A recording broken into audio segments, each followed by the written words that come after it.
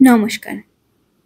গল্পকথক মিতার চ্যানেলে সবাইকে জানাই অনেক অনেক স্বাগত। শ্রোতা বন্ধুদের আজ আমি শোনাচ্ছি নারায়ণ গঙ্গোপাধ্যায় রচিত হাড় ছোট গল্পটি।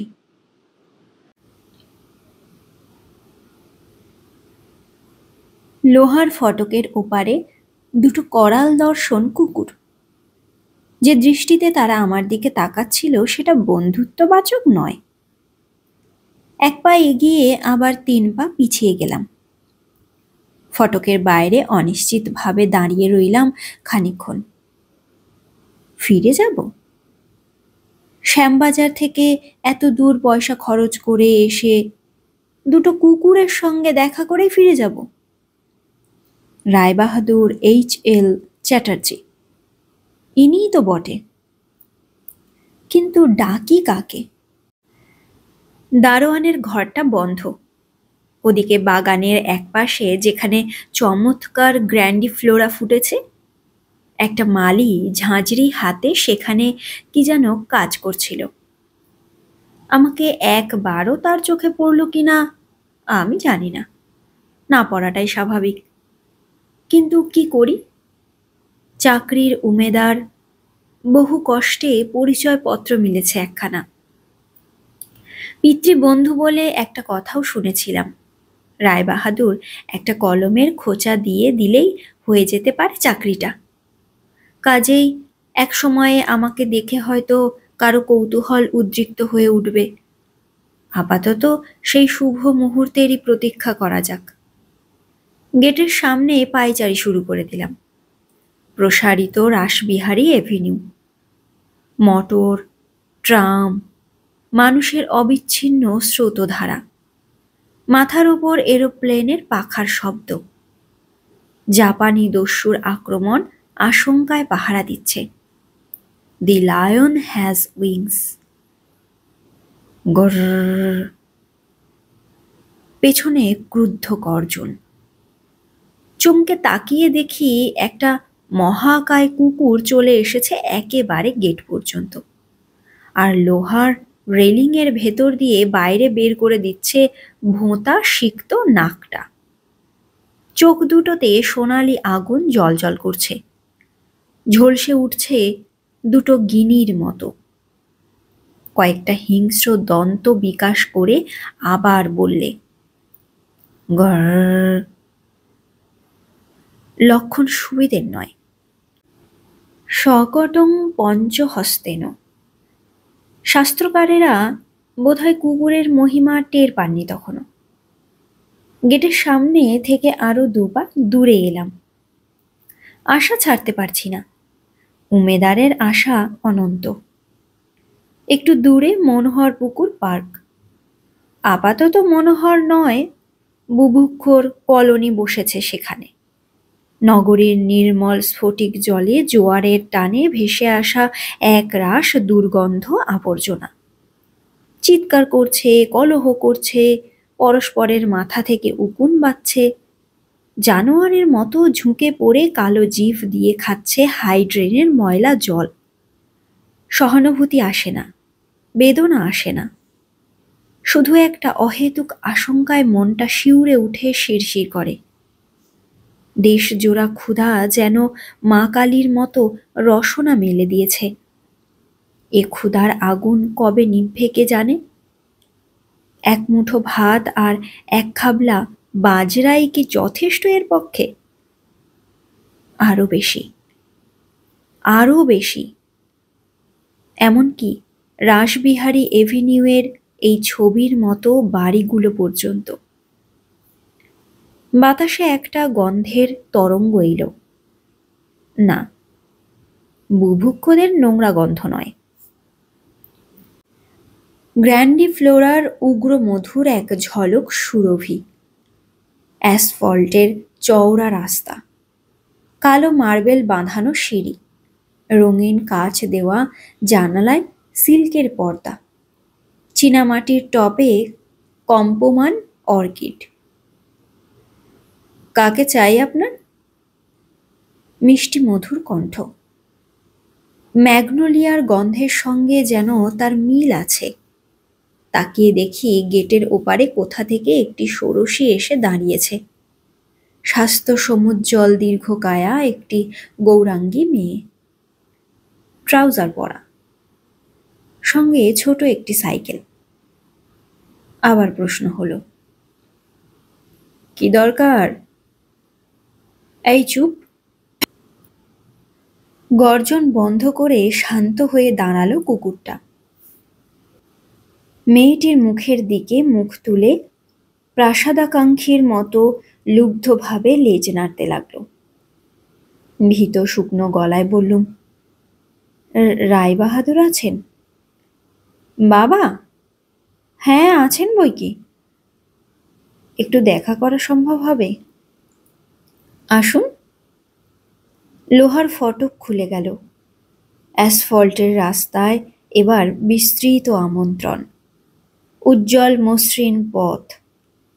আমার তালি দেওয়া জুতোটার চাইতে অনেক পরিষ্কার। সবুজ পর্দা সরিয়ে ভেতরের কার্পেটে পা দিলাম। নীল রঙের একটু স্নিগ্ধ আলোয় ঘরটা আচ্ছন্ন হয়ে আছে। সেটির ওপর পা তুলে আধো শোয়া অবস্থায় এক ভদ্রলোক কি পড়ছিলেন। আমাকে ঘরে ঢুকতে দেখেই উঠে বসলেন। নমস্কার প্রতি নমস্কারের পালা শেষ হলো। ভদ্রলোক বললেন, বসুন। কি দরকার? স্পন্দিত বুকে পরিচয়পত্রখানা বাড়িয়ে দিয়ে আসন নিলাম। রায়বাহাদুর খামখানা খুলে মনোনিবেশ করলেন চিঠিতে, আর আমি মাঝে মাঝে ভীরু দৃষ্টিতে তাকে লক্ষ্য করতে লাগলাম। ভারী গোল একখানা মুখ, টকটকে ফর্সা ত্বকের ভেতর দিয়ে যেন রক্তকণিকা বাইরে ফুটে বেরিয়ে পড়ছে। ব্লাড প্রেশার কথাটার ডাক্তারি সংজ্ঞা আমি জানি না, কিন্তু কথাটার বাংলা অর্থ যদি রক্তাধিক্য হয় তাহলে ভদ্রলোক নিশ্চয়ই ব্লাড প্রেশারে ভুগছেন। নিঃশব্দ কয়েকটি মুহূর্ত। কোথায় একটি ঘড়ি টিকটিক করছে। হাওয়ায় উড়ছে রায়বাহাদুরের কিমানোর হাতাটা। বাঁ হাতের অনামিকায় অমন জল জল করছে কি ওটা? হীরাই নিশ্চয়ই। চিঠি পড়া শেষ করে রায়বাহাদুর আমার মুখের দিকে তাকালেন। চোখের দৃষ্টি শান্ত আর উদার। অবচেতন মন থেকে কেমন একটা আশ্বাস যেন মাথা চাড়া দিয়ে উঠল। হয়তো হয়েও যেতে পারে চাকরিটা। প্রমথর ছেলে তুমি? আরে তাহলে তো তুমি আমার নিজের লোক। তোমার বাবা আর আমি ফরিদপুরে ঈশানী স্কুলে একসঙ্গেই পড়তাম। প্রমথ, ওহ, হি ওয়াজ এ নাইস বয়। আমি বিনয়ে মাথা নত করে রইলাম। তোমার বাবা যখন রেজিগনেশন দেয় সে খবর আমি পেয়েছিলাম। ছোটবেলা থেকেই ও খুব স্পিরিটেড, অন্যায় কখনো সইতে পারত না, নইলে এত সহজে অমন চাকরি ছেড়ে দিল। অ্যান এক্সেপশনাল বয় হি ওয়াজ। নিরুত্তর হয়ে থাকা ছাড়া আর কি করা যায়? পিতৃ প্রশংসায় বিনীত হয়ে থাকাই উচিত ভক্ত সন্তানের। তারপর চাকরি পাচ্ছ না যুদ্ধের বাজারে?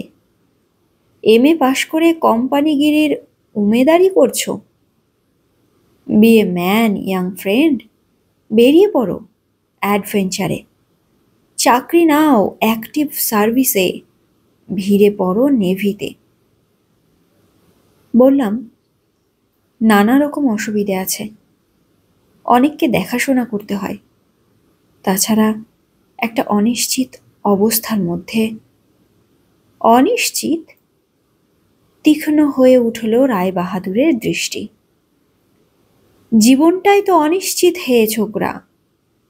আমিও একদিন নিজেকে ভাসিয়ে দিয়েছিলাম অনিশ্চয়তার মধ্যে। সিঙ্গাপুরে কাটিয়েছি 10 বৎসর। ভেসে গেছি হাওয়ায়। ম্যানিলা, তাহিতি, ফিলিপাইন, মিকাদোর দেশে, জাপানে। পৃথিবীটাকে চোখ মেলে না দেখলে বাঁচবার অর্থ নেই কোনো। তা বটে। আমি ক্লিষ্টভাবে হাসলাম। রায়বাহাদুরের কথাগুলো ভালো, অত্যন্ত মূল্যবান। অ্যাডভেঞ্চার নেই বলেই তো বাঙালির সমস্ত প্রতিভা ব্যর্থ হয়ে গেল। কিন্তু ভালো কথা জানলেই কি ভালো হওয়া যায়? যুদ্ধকে ভয় করি আমি। সাইরেনের শব্দে আমার বুকের ভেতরটা থরথর করে কেঁপে ওঠে।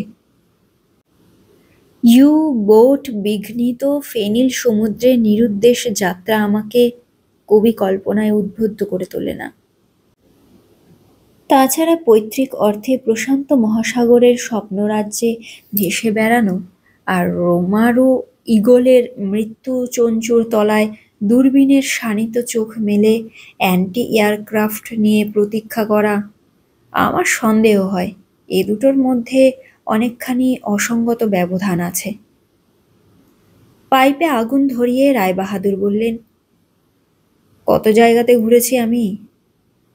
হাওয়াইয়ের সেই হুলা হুলা ডান্স, স্টিফেনসন ব্যালেন্টাইনের প্রবাল দ্বীপের দেশ, ফিলিপাইনের জাদুবিদ্যা, বিচিত্র সব কালেকশন আমার। দেখবে?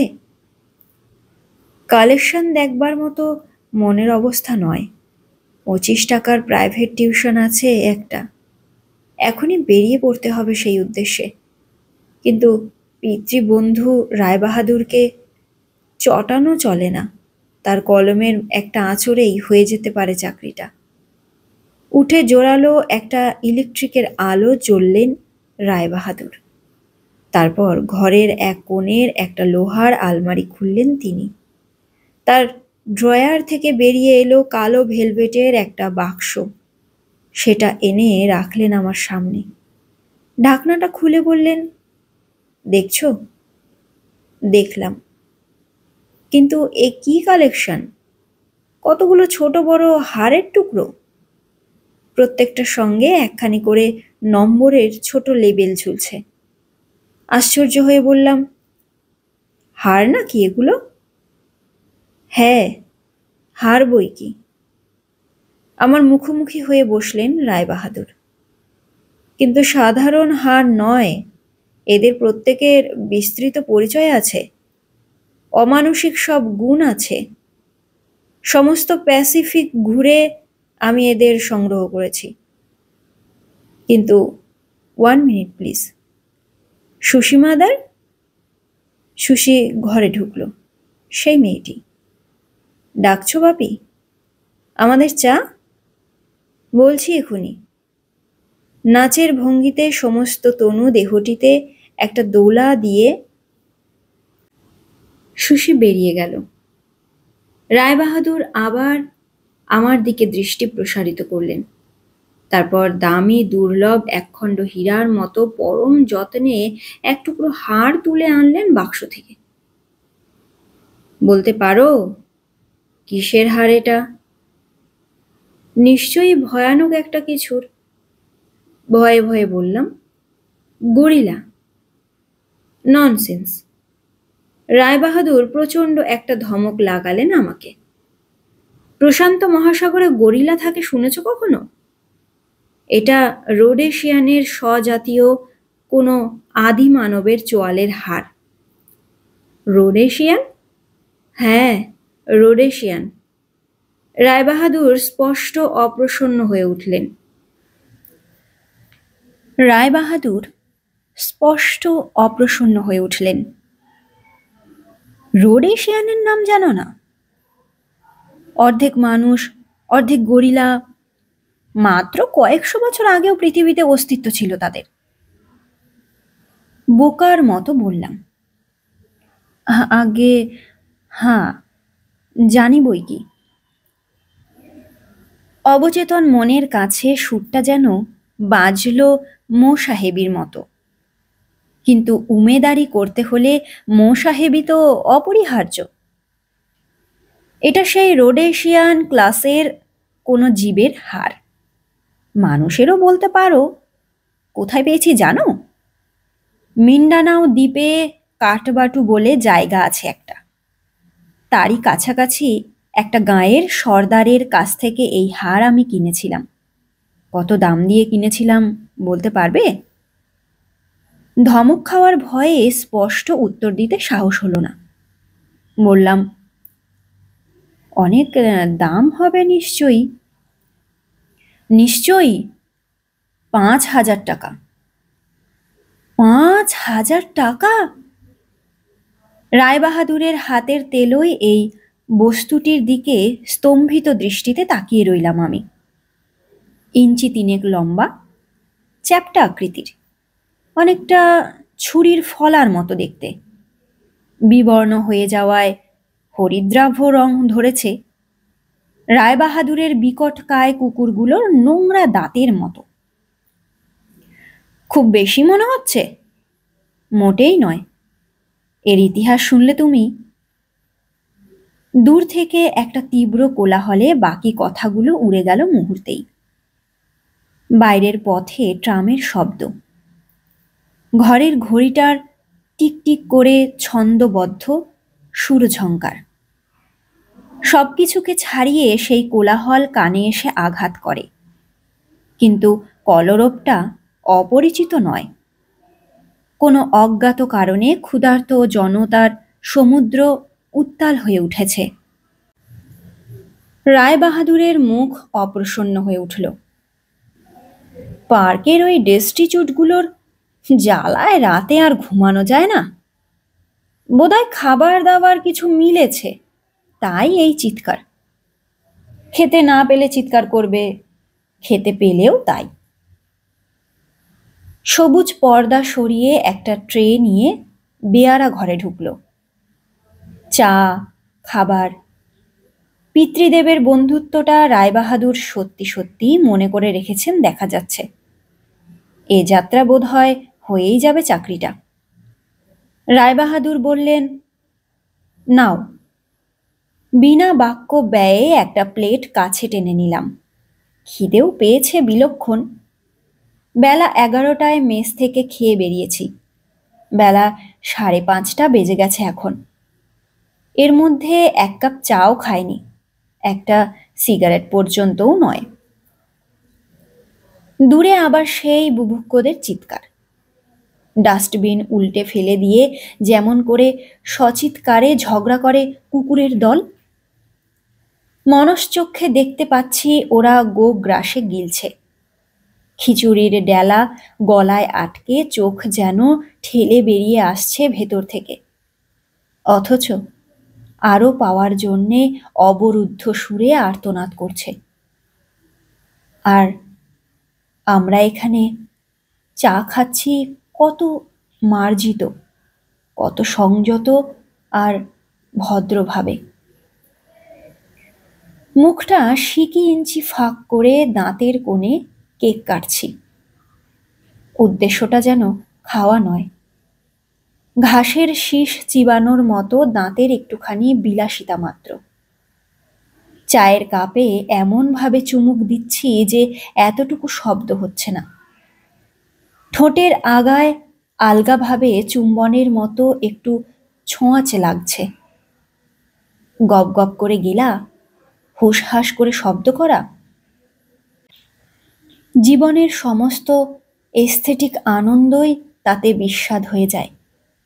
খাওয়াটা যেমন স্থূল, তেমনি গ্রাম্য হয়ে ওঠে। মুখ থেকে চায়ের পেয়ালা নামিয়ে রায়বাহাদুর বললেন, হ্যাঁ, কি বলছিলাম যেন? এই হারখানা বড় বিচিত্রভাবে সংগ্রহ করেছিলাম এটাকে। ওখানকার সর্দার এখানাকে পরতো তার মুকুটে, কারণ যার মাথায় এই হার থাকবে সে হবে যুদ্ধে অজেয়। শত্রুর হাজার অস্ত্র আঘাতও তার কোনো অনিষ্ট করতে পারবে না। ওদের কোনো এক জাদুকর পুরোহিত একে মন্ত্রসিদ্ধ করে দিয়েছিলেন। অনেক কষ্টে আমি এটাকে জোগাড় করি, কিউরিওর অপূর্ব নমুনা হিসেবে। ওয়েল ইয়াং ম্যান, জাদুবিদ্যায় বিশ্বাস করো তুমি? সন্ধ্যা ঘনিয়ে আসছে ঘরের মধ্যে। মনোহর পুকুর পার্ক থেকে অবিচ্ছিন্ন চিৎকার। জাদুবিদ্যায় বিশ্বাস করি বই কি। শস্য শ্যামল লক্ষ্মীর ভাণ্ডার বাংলা। হরি বর্মদের শশাঙ্ক নরেন্দ্রের তলোয়ার ঝলসিত বাংলা। কার মন্ত্র বলে সেই বাংলা থেকে উঠে এলো এই প্রেতের দল? মাঠ ভরা ফসল কার মন্ত্রে নিশ্চিহ্ন হয়ে মিলিয়ে গেল? একটি কণাও পড়ে রইল না কোনোখানে। জাদুবিদ্যায় বিশ্বাস না করে উপায় কি? বললাম, হ্যাঁ, ইয়ে কত রকম ব্যাপারই তো আছে, বিজ্ঞান দিয়ে তার। দেয়ার ইউ আর। 2 নম্বরের হারখানা হাতে তুলে রায়বাহাদুর বললেন, আমিও সেই কথাই বলছি। স্টিফেনসনের সেই সব গল্পগুলো পড়নি? দেখতে দেখতে একটা সাধারণ মানুষ 350 হাত লম্বা হয়ে ওঠে, বড় বড় পা ফেলে পার হয়ে যায় সমুদ্র, আর জলের তলায় নিমজ্জিত সব নাবিকদের কঙ্কালগুলো সেই অতিকায় পায়ের চাপে গুড়িয়ে যায় মরমর করে। তাহিতির আকাশে ঝড়ের কালো মেঘ রক্তের মতো রাঙা হয়ে ওঠে। খ্যাপা বাতাসের সঙ্গে সঙ্গে আগুনের হলকা বয়ে যায়। আকাশ থেকে যে বৃষ্টির ধারা নেমে আসে তা জল নয়, টকটকে তাজা রক্তের ফোঁটা। আর কেমন করা হয় জানো? এই রকম, ঠিক এমনই একখানা হাড়ের গুণে। ভীত শঙ্কিত দৃষ্টিতে আমি সেই হাড়ের দিকে তাকালাম। অন্য সময় হলে এসব কথা পঞ্জিকার মহিমা প্রসূত মনে হতো, কিন্তু সমস্ত আবহাওয়াটাই যেন এই সমস্ত কাহিনীর জন্যেই প্রস্তুত হয়ে আছে। ঘরের মধ্যে জ্বলছে জোরালো বিদ্যুতের আলো। গ্র্যান্ডিফ্লোরা আর রায়বাহাদুরের পাইপ থেকে কড়া তামাকের গন্ধ। হাওয়ায় জানলার নীল পর্দাগুলো প্রশান্ত মহাসাগরের নীল তরঙ্গমালার মতো দোল খাচ্ছে। রায়বাহাদুরকে মনে হলো যেন অপরিচিত দেশের সেই অদ্ভুত কর্মা জাদুকর। তার হাতের হাড়ে মুহূর্তে ভেলকি লাগতে পারে। পূর্ণগ্রাস সূর্যগ্রহণের সময় পুজো করে কুমারী মেয়েকে বলি দেয় ওরা। তারপর তাকে পুড়িয়ে হাড়গুলো যা থাকে তা মাটির তলায় পুঁতে দেয়। 7 বছর পরে মহা সমারোহে সে হাড় তুলে আনা হয়, ফেলে দেওয়া হয় সমুদ্রে। সে হাড় যে জলের তলা থেকে তুলে আনতে পারে সেই হয় এই জাদুবিদ্যার মালিক। যত প্রেতাত্মা সব তার অনুচর হয় তখন। সে যা খুশি তাই করতে পারে। তাল তাল পাথর তার ক্ষমতায় সোনা হয়ে যায়। তার আদেশে লতা পাতাগুলো অজগর সাপ হয়ে ফনা তুলতে পারে। আমি বসে রইলাম মন্ত্রমুগ্ধের মতো। রায়বাহাদুরের চোখ দুটো জ্বলছে, হাতের হীরাটা জ্বলছে, জ্বলছে বলি দেওয়া সেই কুমারী মেয়ের হারখানা। নীল পর্দাগুলো জ্বলছে, আগুনের মতো জ্বলছে অতি তীব্র শক্তির বৈদ্যুতিক আলোটা। সমস্ত ঘরটা যেন জ্বলন্ত, আর সেই জ্বলন্ত ঘরের মাঝখানে মিলিয়ে যাচ্ছে ম্যাগনোলিয়ার গন্ধ, পাইপের তামাকের গন্ধ, ভেলভেটের বাক্স থেকে উঠে আসা কি একটা ঔষধের গন্ধ। মনে হলো যেন আমার সামনে একটা আগুনের কুণ্ড জ্বলছে, তার লকলকে আগুনে পুড়ে যাচ্ছে এক তাল কাঁচা মাংস। তামাটে ধোঁয়ায় ছড়িয়ে পড়ছে দগ্ধ মেদ আর চুলের অত্যুগ্র দুর্গন্ধ। যেন আমার নিঃশ্বাস বন্ধ হয়ে এলো। 4টি ভাত দাও না মা, একটুখানি ফ্যান। মোহ ভেঙে গেল মুহূর্তেই। তাহিতি দ্বীপে মানুষ পুড়ছে না, পুড়ছে কলকাতায় বুভুক্ষার লেলিহান শিখায়। রাসবিহারী এভিনিউয়ে বিরাম নেই ট্রাফিকের। ট্রাম চলছে, মোটর চলছে, চলছে স্বপ্নসম লোকযাত্রা। কিন্তু সব কিছুকে ছাড়িয়ে ওই চিৎকার এসে ঘা দিচ্ছে কানে। কি অস্বাভাবিক গলার জোর, কি দানবীয় আর্তনাদ! মরবার আগে মানুষের গলার স্বর কি ওই রকম গগনভেদী হয়ে ওঠে? রায়বাহাদুর আবার ভ্রু কুঞ্চিত করলেন বিরক্তিতে। শব্দটা তারও কানে এসেছে, বড় বেশি প্রত্যক্ষ, বড় বেশি বাস্তব। মানুষের ক্ষুধাটা বড় বেশি নগ্ন। এক মুহূর্ত ভুলে যাওয়ার জো নেই, তলিয়ে যাওয়ার উপায় নেই কোথাও। কোথায় তাহিতি, ম্যানিলা, হনুলুলুর জাদু রাজ্য, আর কোথায়?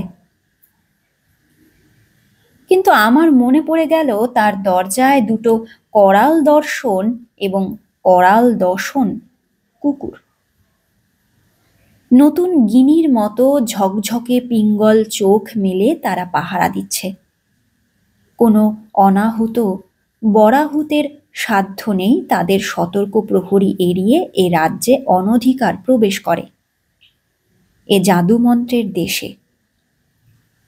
বাইরের পৃথিবীতে যত ক্ষুধাই উত্তাল হয়ে উঠুক না কেন, এখানকার ফুলের গন্ধ, রায়বাহাদুরের হাতের জলজলে হীরাখানা অথবা নীল পর্দার গায়ে বিদ্যুতের আলো, কোনোখানে তার এতটুকুও বৈলক্ষণ্য দেখা যাবে না। এই হারগুলো আমার বহু যত্নের কালেকশন, অনেক আছে, প্রত্যেকটারই এইরকম সমস্ত গুণ। স্পেসিফিক ঘুরবার সময় এগুলো সংগ্রহ করাই হবি ছিল আমার। ভাবছি এই নিয়ে একটা বই লিখব। কেমন যেন অস্বস্তি লাগছে, কেবলই মনে হচ্ছে একটা অমানসিক গন্ধ আসছে আমার নাকে, আগুনের গন্ধ, পোড়া মাংসের গন্ধ। পালাতে পারলে যেন বেঁচে যাই। কিন্তু চাকরিটা, রায়বাহাদুরের কলমের এক আঁচড়, মাত্র একটি আঁচড়েই সেটা হয়ে যেতে পারে। হার জোগাড় করেছি কিন্তু মন্ত্রগুলো পাইনি। সেগুলো অনধিকারীকে শেখায় না ওরা, বুঝলে? যদি পাওয়া যেত। রায়বাহাদুর হাসলেন। যদি পাওয়া যেত তাহলে এতদিনে কত কি অঘটন ঘটিয়ে বসতাম কে জানে। হয়তো সমস্ত পৃথিবীর চেহারায় বদলে যেত মন্ত্র বলে। আর এই যে ছোট্ট দাঁতটা দেখছো, এটা অস্থি রাজ্য থেকে যখন মুক্তি পেলাম, রাত তখন ৯টার কাছাকাছি। উপসংহারে রায়বাহাদুর বললেন, ইয়াং ম্যান, কেন ৫০-৬০ টাকার চাকরির জন্য ঘোরাঘুরি করছো? Be courageous man. ভাগ্যের সন্ধানে বেরিয়ে পড়ো, নাম লেখাও অ্যাক্টিভ সার্ভিসে। সামনে পড়ে রয়েছে সমুদ্র, পড়ে রয়েছে পৃথিবী। কেরানিগিরি করে কি হবে? ক্লান্ত নিরাশ গলায় বললাম, তা বটে, কিন্তু চাকরিটা পেলে? ওই চাকরি চাকরি করেই উচ্ছন্নে গেল দেশটা। রায়বাহাদুর উদ্দীপিত হয়ে উঠলেন। তুমি প্রমথর ছেলে, তোমার বাবা হোয়াট এ স্প্লেন্ডিড বয় হু ওয়াজ। বাপের নাম রাখতে হবে তোমাকে। একটা নগণ্য কলম পেশার চাকরির মধ্যে নিজের সমস্ত ফিউচারকে নষ্ট করে দিও না। I wish you all success in life.